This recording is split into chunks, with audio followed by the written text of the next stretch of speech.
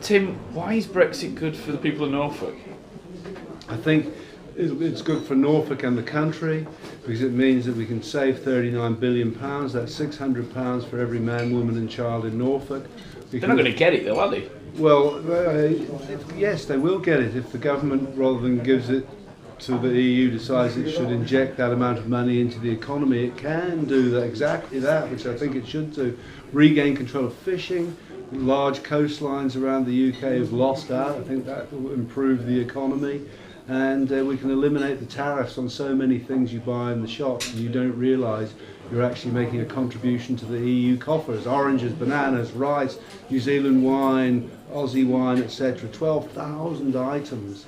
So I think that in combination with more democracy, that's a plus for the people of Norfolk.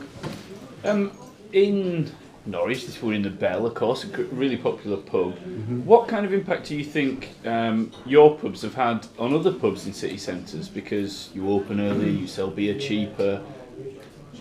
As you say, most of our pubs are in city centres or town centres, and I think compared to many villages and suburbs where we're not represented, pubs and restaurants and shops near where we are have done quite well.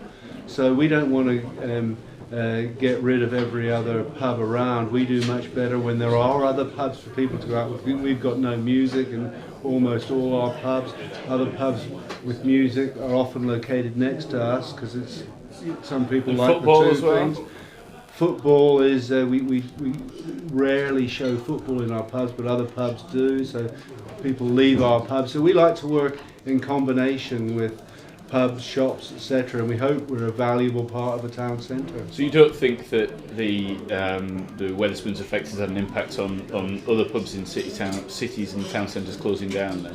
Well, it's hard to say. All I could say is that if you take London, where we've got most pubs, Young's and Fuller's have done extremely well, and they say, or when I've spoken to them privately, they've said they've reacted to our presence, increased the level of investment, and they're doing pretty well. Similarly, a lot of city centres like Norwich, Manchester, Birmingham seem to be doing quite well. That's where we're located, and other pubs and restaurants do well too. Do you worry that by serving alcohol earlier, that you are catering towards a problem drinker? Well, if we were catering to problem drinkers, I think that we'd lose our licence, or we certainly wouldn't be allowed to serve it early. So I went into one of our pubs in Liverpool Street Station, which a lot of people from Norwich will know, the other morning, and there were about a dozen people having a few pints. And I said to the manager, this was about 9 a.m, I said to the manager, I didn't quite realise people would be having a session at this time of the day. And he said, it's the police. They've just come off shift. Yeah. I see. Okay, fair enough.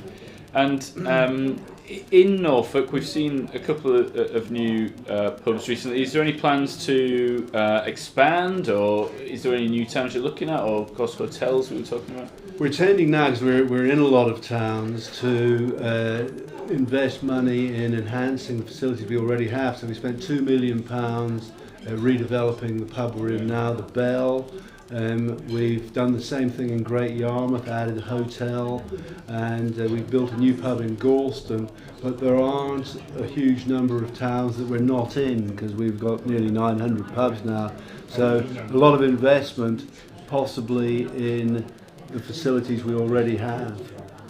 Fantastic. Thank you very much for your time. Thanks, Richard.